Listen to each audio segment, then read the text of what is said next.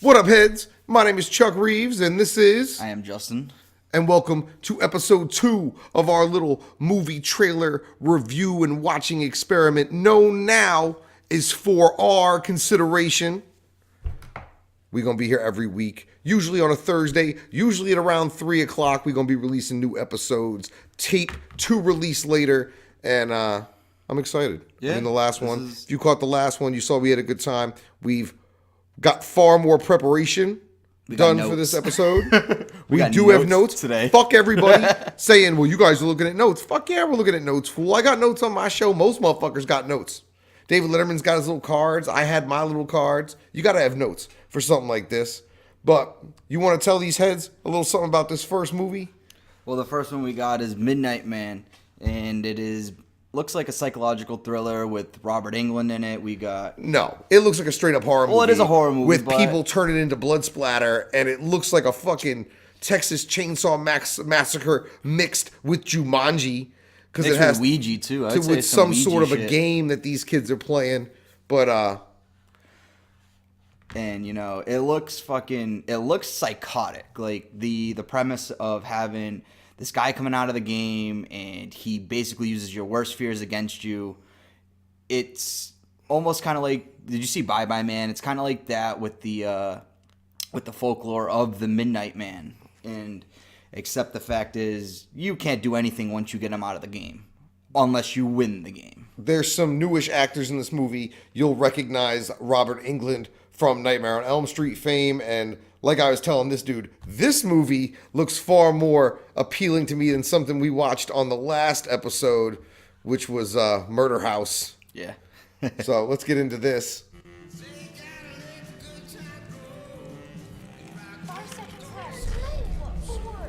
So from what I've learned about the movie is you have to keep that candle lit. Yeah, they explain that later on in the trailer. Okay, do that. But you got little kids playing some game in an attic, huh? Is one of them Robin Williams? He just got sucked into something. And there's all that blood. You better run! Look, it ain't even in a good box. The shit's in like a fucking brown shoebox. If I find old ass instructions in an attic somewhere, I'm not reading them. I mean, that's just like... There he go. There he is. Now she's some shit. Yeah, she's been in a bunch of stuff. Oh shit, you playing the game? He knows you playing the game, fam. He knows all about the game. He fucking your shit up right now. See? That ain't no psychological thriller if you got a body exploding into blood splat. I mean, I'm going with psychological thriller because he preys on your fears. So look, we got Salt, the use of salt, which for all the fucking basic bitches who watch the show Supernatural, that'll drag them in. Oh, they're using salt? Something tells me that perhaps Robert Englund is the Midnight Man, given that he knows so much about this dude. That would be a cool twist. And he's creepy as fuck. I hate to give the movie away if I just did. I mean, I don't know if it's a spoiler. You have to stay in the circle. You have to stay in the circle. Ew, see? Yeah. Ew.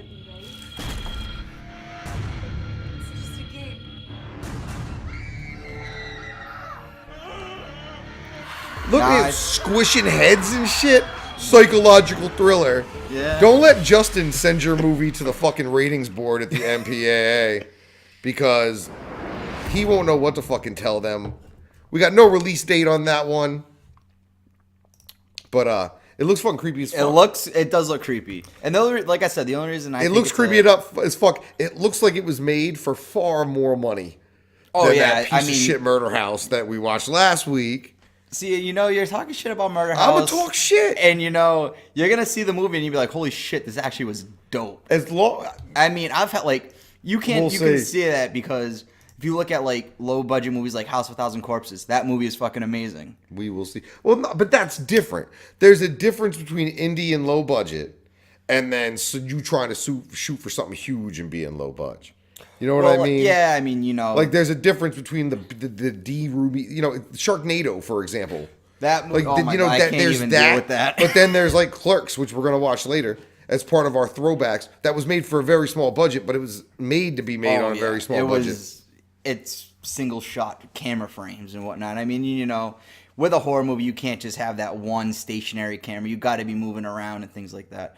And with Robert Englund right there off the rip in Midnight Man, you know the budget's good because It's not good, but it's Robert decent. Englund. He's not an A-list celebrity actor at this point. He's not in the horror genre. He's maybe in top. that genre, yeah, in but the top. within budget. But like when I don't know, he hasn't carried a film to an opening weekend in 20 fucking years. So the idea, no, I'm sure that budget wasn't huge. I'm sure a lot of it was spent on those cool effects. Yeah. Liquid is one of those things that CGI was fucking made for. So having all that blood splatter was that's gonna pretty be cool. fucking rad.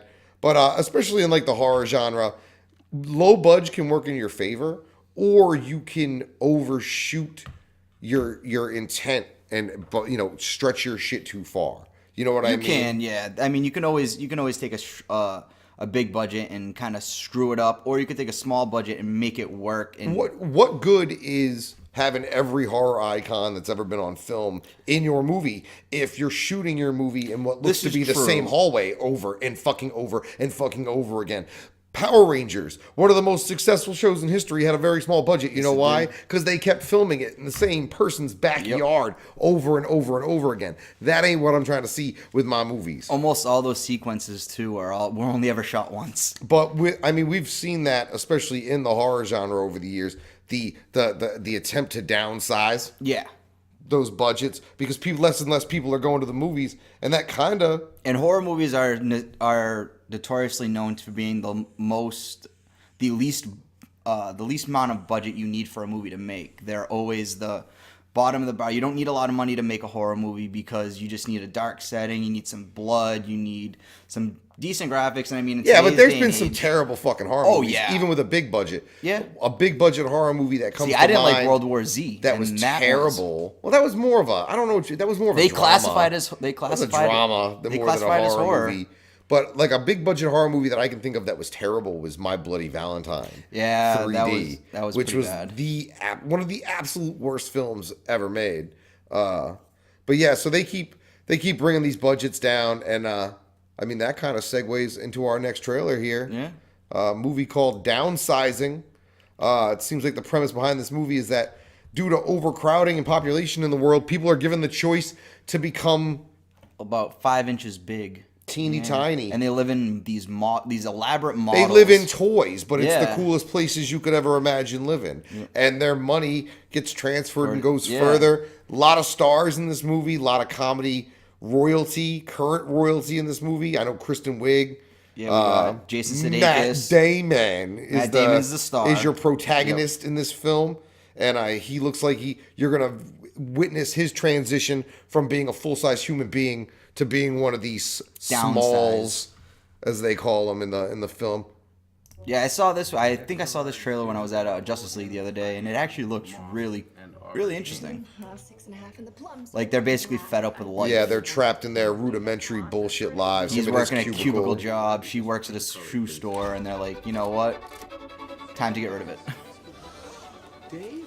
That's Dave Johnson. He never struck me as the kind of guy who'd go get small. Oh, look at that. You tiny as fuck and you going to full-size parties. It kind of reminds... Do you remember The Borrowers? That movie, The Borrowers, back in the... John Goodman was in it, and it was about tiny people that lived in the walls and anything. And they're basically that size. Yeah, so, Jason Sudeikis, he's... A lot of SNL people in this movie. Wow. I just got another diamond bracelet. Pretty nifty, huh? And Neil Patrick Harris. Oh, look at that. Neil Patrick Harris. So you're going to see the encounters between the big and the small. I assume they shave their heads because they may drown in their own hair. I don't know. I'm not sure exactly. I know they're probably going to go into detail about it. And he's just like, oh. Checking to make sure his dick's the same size. But as the plot goes along... Don't be mad. I can't leave my family. I can't leave my family. Okay, so she definitely doesn't. Nope, she does just not. Backs out of it. She backs out of it at the last minute. Yep. 5 inches tall. As large as you can, please. Oh, so she divorces him because now he can't live in the real world with her. And she won't go to Small World. Start all over. Because I guess you can't go back once you How much ecstasy do you think you need at the club if you're fucking 3.5 inches tall? I don't know, like about a piece of sand size. Pin top.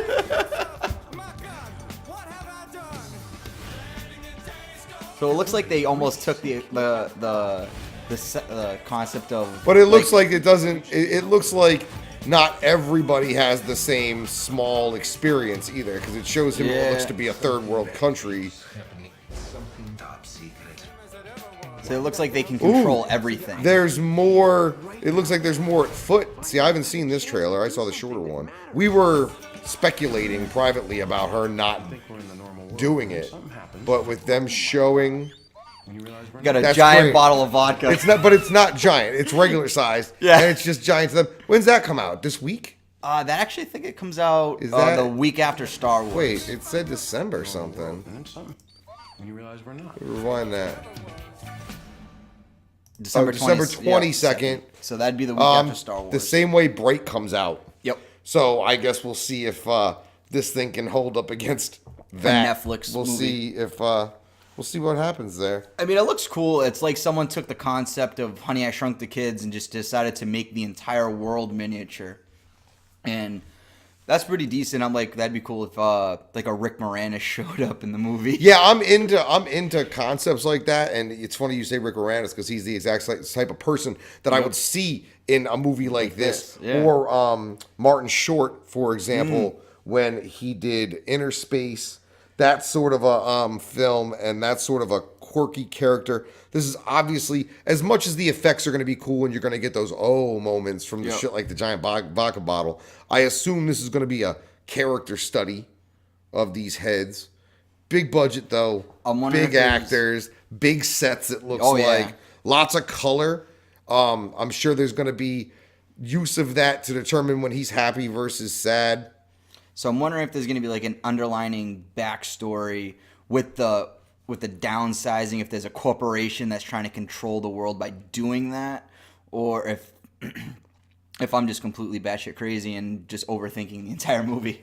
Now, it's directed by Alexander Payne, who wrote and directed the movie The Descendants, and subsequently won an Oscar for it. Yep. So we might be looking at a comedic Oscar contender if they can keep the... Because everybody who's in that movie, as much as being comedians, they're also very fine actors. Jason Sudeikis has played he's played a lot of non-comedic roles. Same thing with Matt Damon. Same thing with Kristen Wiig at this point. So they should be able to straddle that drama comedy line.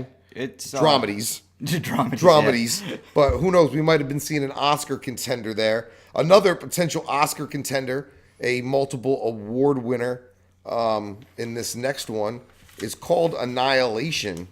And it looks to be a fairly exciting sci-fi drama kind of action, because I know it's like her and her husband, she's and an unknown entity. Yep. This movie was written and directed by Alex Galero, who is the writer director of, as you can see on the screen, Ex Machina, which was a huge critical and box office success. The film 28 Days Later, which is a fantastic fucking horror movie and one of the first of its kind with the running zombie. Yeah. And the then Infection, the movie Dread, which was that second Judge Dredd movie that came out that was far superior to the original with Sylvester Stallone. So this one looks dope as fuck. Another one, big budget, big actors, old girl here. Natalie Portman. Multiple Oscar winner, and everybody's genre favorite. I mean, Star Wars and everything else she's done.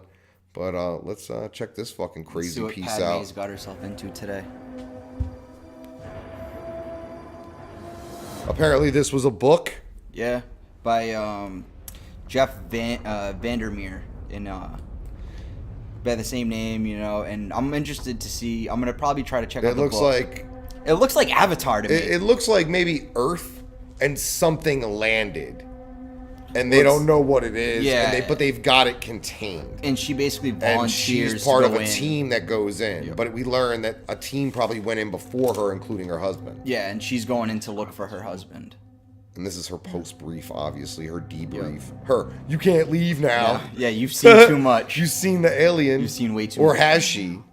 Because she don't seem to know what it is, what it's made of. They don't know quite what they're looking for, it seems. But they're coming to find out that there's something out there that has been a part of this like ecological disaster.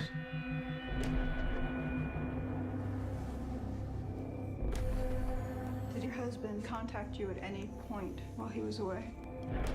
So he looks like he's kind of in a coma and a quarantine. Yeah, but they're like, it's changing the ecosystem. Whatever landed, it changes. Yeah. It's changing the ecosystem around them. This kind of reminds me, there's a movie called Monsters about, there's like a meteor that lands in Mexico and it starts changing the ecology and making the plants and animals monsters. And the militaries can't respond to any of it because they don't know how. So they just try to contain it. But who knows? Maybe this thing is growing. Yeah, it could be expanding, and they're trying to figure out how to stop it from basically taking over the planet. Because if it's like something that can attach itself to our ecosystem, that it could potentially take over and destroy humanity at that point. I mean, yeah. Anything growing like that you don't understand, especially... It kind of reminded me when I first saw it of the blob over the museum in the movie Ghostbusters 2. If you remember that fine piece with my man Vigo, and it looked like a fucking jelly mold. Now, obviously, we done stepped up our post-fucking SFX game, so it looks more translucent and less pink, but you guys get the point. Yeah. Shit looks definitely like an interesting movie. This next one, definitely on everybody's must-see list. This is one of the most anticipated just trailers of 2017. That to the point where it's shit on this movie right here so bad. That one there. It's shit on that. It's shit on its predecessor, Justice League, and it only took 2.5 fucking minutes to prove that Marvel fucking Studios, they can't give DC one day. Is the only game in town when it comes to the superhero film. And this is the trailer for the next scheduled release from the Marvel Cinematic Universe. It's called Avengers Infinity War. The one that will end and restart it all. Like, everybody was waiting for There's this like a storm trailer. Off in the distance. It's called foreshadowing. We got a sad Tony Stark. We got There's Doctor Strange. Doc Strange and his boy. Vision looking mad human, hooking up with fucking Scarlet Witch. So when they needed us, there's Thor. He's on the Guardian ship. Post Ragnarok. Yep. We got fucking Hulk with the Hulkbuster. We got fucking Black Widow. She's way out of her league now. She's like the only human left on the team. I don't see no Hawkeye in this whole thing. Well, Tony Stark, I guess, but he's got at least a suit. You know what I'm saying? He's got the suit to make him kind of super. He doesn't have it. He's the Batman of the Look at that. Marvel There's universe. the crossover. We got Doc Strange. Everybody's coming together, and there we got the first time we've ever Spider-Man. truly seen Spider-Sense in a movie. We've got this gate thing. This is obviously what our bad guy's using. The one and only Apparently, Thanos. that's actually in the post-credit sequence of We got Ragnarok Loki. with the Tesseract, which includes one of the Thanos himself. Oh, and he doesn't look the same. People are bitching that he doesn't look the same as he did in Guardians, but I like this one way better. The iron suit. Look, the iron suit that he turned down at the end of Homecoming. And then we got Black Panther. We got the return of Dark Cap. But then And the Hulkbuster. The Hulkbuster. Fucking Hulkbuster. We got Strange doing the business. Ships landing. Fucking mad demons. And he's taking the Infinity Stone out of Vision. That's not Thanos doing that. That's one of the four There's the his gauntlet. children or whatever. The one that the chick from Guardians is the sister Oh, of. Chimera, I believe her name is. I could be wrong. We got the big battle in Africa because if anybody who knows, what is it, Murungo is a hidden place. Yep. So of course the Avengers are gonna fall back there when Thanos tries to take over the Earth. And then this part right here is my favorite part of the whole trailer. Spoiler alert: Thor loses an eye in Ragnarok. who the hell are you guys? Guardians of the Galaxy. Now, Green Chick is related to Thanos, so that would that would be his daughter. or well, his adopted daughter, not related, but adopted. But I mean, there's so much in that trailer that we could probably do an hour just going frame by frame on that motherfucker. It's a little ridiculous.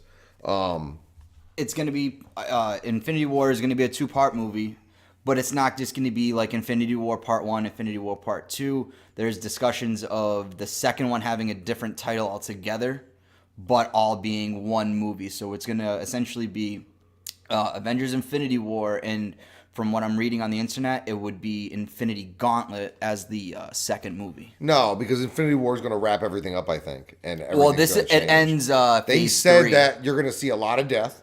Yeah. So we know Cap's probably going to catch a fucking bullet because that's overdue, in my fucking opinion. You got to put an end to that fucking kid. And I don't like Captain America. And I would assume at some point we aren't going to have Iron Man anymore. Yeah, I know Robert Englund has been talking about stepping down as Tony Stark. That's why Robert who? Oh shit, yeah, I fucked up. Fucking Robert Downey Jr. I'm glad I caught that, or the fucking comments would have went into a tizzy. But Kevin Feige, the head of Marvel Studios, has said that with Infinity War comes the end of everything that they've done in phases 1 and 2. But that phases 3 and 4 still have 20 other movies in them. Feige has said that phase 3 and 4 are going to be all the rest of the stories. Yeah. So we're not going to see any more Iron Mans. We're not going to see any more Captain Americas. We're not going to see any more whatever. Thors. We're probably going to see a rebirth of the Spider-Man. We're probably going to see the rebirth of the X-Men.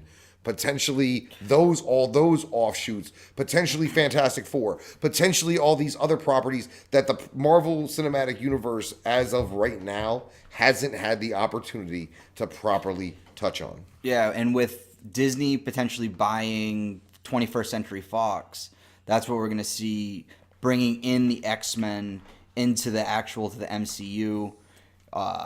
Potentially seeing a crossover with Deadpool, which would be really cool. Maybe an X-Force movie. I know we're getting Ant-Man and the Wasp coming up. We're getting Black Panther that comes out next year. We're also getting a third Guardians of the Galaxy movie in a couple of years. I saw another one. I don't know if it's a true title yet, but it was called World War Hulk. So we might actually see the first... Ragnarok set up World War Hulk. Because Okay. World War Hulk is... Planet Hulk. Yeah. Where they send Hulk to a fucking planet full of Hulks and he becomes the hulkiest Hulk and rules the Hulk world. And then comes back to Earth mad that they sent his ass to Hulk world. Which I guess is what you would do if you were Hulk. And so I'm hoping that we'll see Mark Ruffalo actually get his first standalone Hulk movie. I don't think so. You think they're going to recast? I don't think that was ever in the cards for Mark Ruffalo. Because the thing with a movie like World War Hulk is you do not need the Bruce Banner character. The Bruce Banner character did not exist in stories like Planet Hulk or another story I wish the MCU would run with, the Grey Hulk trilogy, which was the arrival of Mr. Biggs, as they called him, when he hulked out, but he turned gray, and it was a reverse. His rage didn't increase, his intelligence did. So he became a mobster and wore pinstripe suits. I never read that shit. Storyline. He wore pinstripe suits and fucking fedora hats, and they called him Mr. Big, and he was the Grey Hulk. Shit. Now he could fuck your shit up, but he was much more of like the gentleman gangster dude, and that shit was dope as fuck. But yeah, lots. I mean, as always with the MCU, big dreams, big fucking expectations, and big promises. And from big what budgets. It looks like. The Infinity War is actually the highest budgeted movie of all time at $1 billion. Yeah, but they're gonna fucking... It's 2 movies with the $1 billion budget, but at the same time they're shooting them back to back. So if you essentially watch them and like one right after the other, they might actually the story will just continue. Well, that's what's supposed to happen. Yeah. All right, so this brings us... We've watched something in the future. Now we're going to watch something from the past. One of my favorite films. This guy's potentially absolute favorite fucking That's my piece favorite movie. of anything ever committed to anything. And I don't know. I'll let you... What year did this drop? 1993. So shot in 91. I was 13 years old. I was 3. And in one of the first films of what really ushered in a new age of independent filmmaking in this country. This was the start Clerks, of it. Probably one of the most celebrated, low-budget, independent, student-like films of all time. completely dialogue driven. I would say that pretty much everybody who watches this show or watches my channel has seen it. If you haven't, I have to suggest that you do have whatever to you watch can it. to see this as soon as fucking possible. This is one of the best written, directed, and shot movies of all time. Everything was done for a reason, essentially. Yep. But the result is without reason. And it is fantastic. I remember seeing this trailer, and just remember it's from 20 plus It's years 20 ago. years ago. So be kind. I think the first movie Miramax did. No, the first movie that they Or put one of out them. was Tarantino. All right, so yeah. I mean, Kevin Smith put out Clerks amongst an environment of people like Quentin and Robert Rodriguez and people that were out there doing their movies their way on their dollar with no one else telling them what to do with themselves. This movie is a pure Kevin Smith creation. Every aspect of this film. And everybody in the film is actually people Kevin knew growing up. Everybody that you see has to do with Kevin's life in one way or another, with the exception of Dante, who was played by Brian O'Halloran, and Caitlin, who were actually two actors in the local scene that came out and auditioned for the movie. Everybody else, remember what I was talking about, low budget? One set. Yep. But it makes sense because it's about the trials and tribulations of a couple of fucking video store, convenience store employees and the fucked up customers that they had to deal with.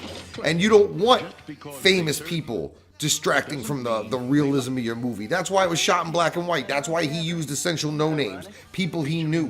Him himself taking on an important role in front of the camera as well as behind. Kevin Smith pretty much maxed out his own credit cards. Yep, multiple credit cards. Multiple He credit spent cards to film this. $27,000, $575 making this movie. That's not what the total budget of this film was $230,000. That includes all the marketing, all the stuff that went on after it was picked up by the Weinstein Company. Yes, But purely to make the film, yes, he did make it for that unbelievably low price that you just said. Yep. Now, worldwide box office to date for Clerks, $3.2 million. That does not count DVD sales, VHS sales, Blu-ray sales, the multiple versions. I mean, I think I got 5 versions. Yeah, there's the Of Clerks there's in a my 10-year crib. anniversary edition. There's They did Clerks it. X. Yep. And you know what I mean? There's hours upon hours of study and commentary on this movie. There are college courses revolving around the filmmaking ways There's and things he used documentaries in this just movie. on this movie. There's actually a movie called Shooting Clerks that's about Kevin making Clerks, and it's a movie of itself, which is really cool. It's a little insane. It's one of the most, and it's like one of the best cult classic movies of all time. I mean, putting it up there with Rocky Horror Picture Show, putting it up there with The Big Lebowski. These movies all had big budgets, whereas Clerks didn't, but it still holds its ground with other high-profile cult classic movies. Clerks not only helped with movies like Reservoir Dogs and El Mariachi, usher in this new independent filmmaking spirit that occurred in the early 90s and mid 90s, but it also made the larger movie houses, the larger studios, realize that movies like this that were quirky, that didn't have a hero per se, that weren't corny as fuck or explosions and unlimited ammunition, were commercially viable and had a fan base and led to a lot of the strangeness we see today. Yep. The Paul, what's his name? Paul something from, I can't remember his name. I'm gonna look stupid right now.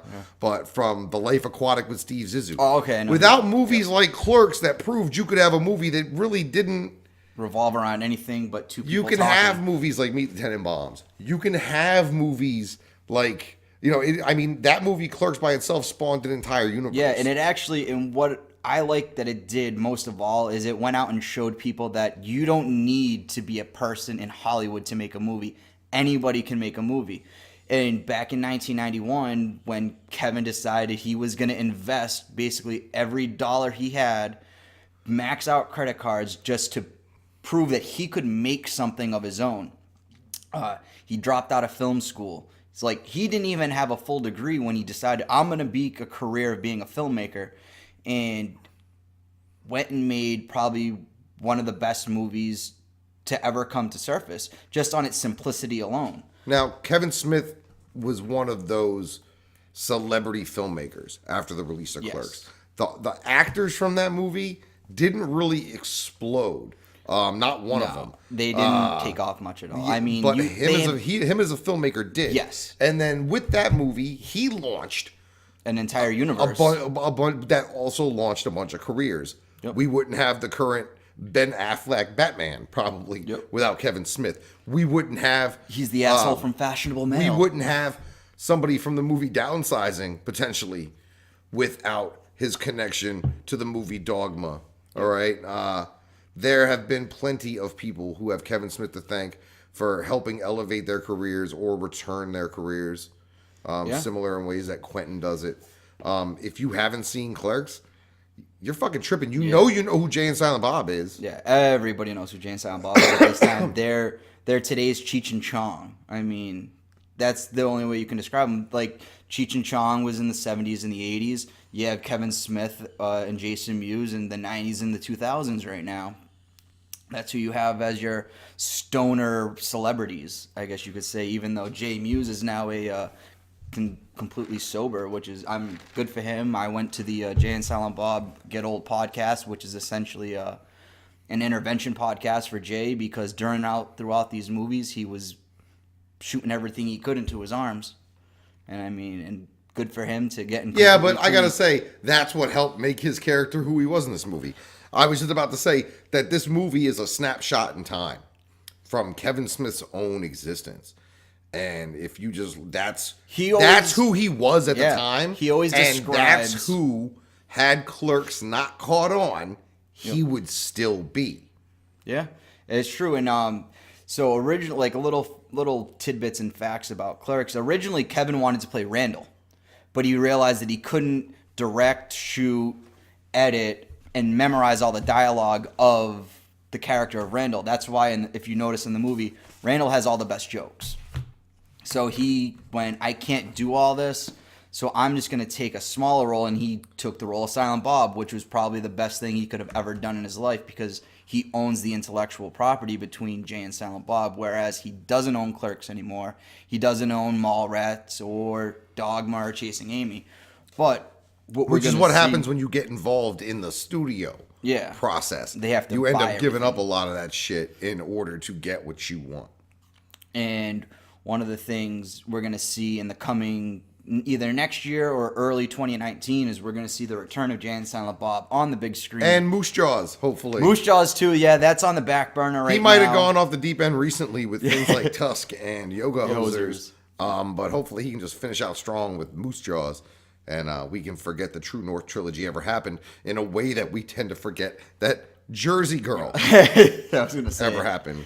And everybody shits on Tusk. I saw that movie. I thought it was good for what it was. I mean, he made that movie for like $3 million. But here's the thing. It was awesome. What's better is going back and listening to the Smodcast. Yes. Where they essentially wrote the movie. There's a 3-hour Smodcast where they work out every detail of that film. It's called The Walrus and the Carpenter. So you can actually hear the whole process behind that movie. And maybe that's why I don't like it as much. I like the story that they were talking about. I mean, from the podcast to the screen, it is a little bit different, because there were things that they couldn't take out of the podcast and put onto the screen. They had to figure a way how to tell the story, and they tell the story from a podcaster's point of view, in which I like that, because now it's opening up. Well, if I tell a story to you, we can sit there and basically plot out a movie. Yeah, plot out a whole movie, which it showed what podcasting also could do, just that format.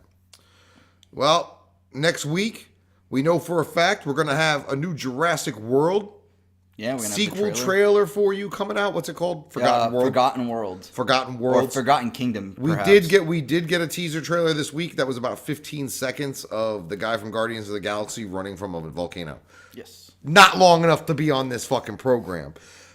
Leave us some comments. Let us know what else you want to see. If you got an idea for a throwback, I think I already know what next week we're going to do for a throwback. One of my favorite films, Death to Smoochie. But if there's some other discussion or some other trailer you want to see us talk about, go ahead and post that shit in the comments. As always, please, especially if you're new here, subscribe. Hit that little bell notification icon doohickey located at the bottom here. Thumbs up, thumbs down, just like fucking Siskel and Ebert. R.I.P. to them both. They're both dead, right? I'm not sure. I don't think we'd be here if they were alive. And make sure that you leave a comment down below. We will be back next Thursday. Same crap time, same crap channel. My name is Chuck. I'm Justin. And this has been For Our Consideration.